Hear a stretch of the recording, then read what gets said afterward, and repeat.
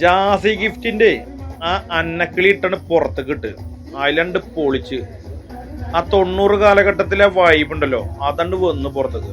ചെക്കന്മാര് തുള്ളിയിട്ടറിയോ, ഒരു രക്ഷയില്ല, പൊട്ടിപ്പാറി കളിയുന്നു. നിങ്ങളൊന്ന് കണ്ടു നോക്കുക എങ്ങനെ ഉണ്ടെന്നുള്ളത്. ഇതാണ് കേട്ടോ വൈബ്.